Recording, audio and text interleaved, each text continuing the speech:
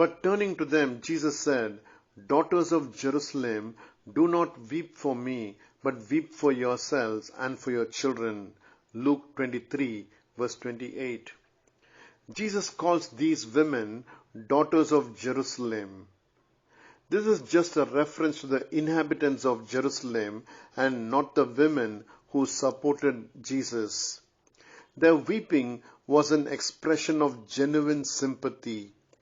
Jesus reacted to this sympathy with teaching. Jesus instructed the women not to weep for him, but for themselves and their children.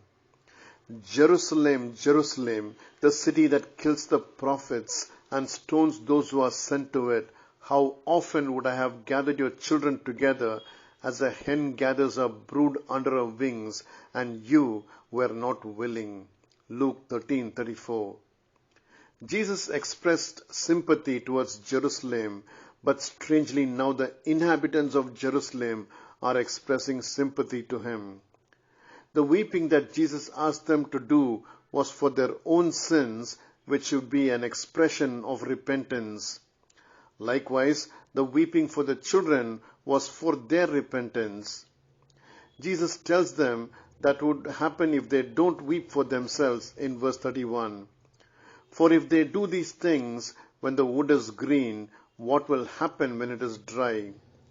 Green wood is capable of bearing fruit because there is life in it, whereas dry wood is incapable of bearing fruit because there is no life in it.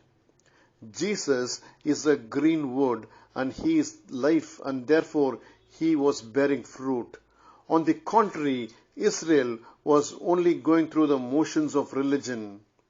If this is what Jesus, the fruit-bearing green tree, had to go through, you can imagine the condition of dead and dry Israel.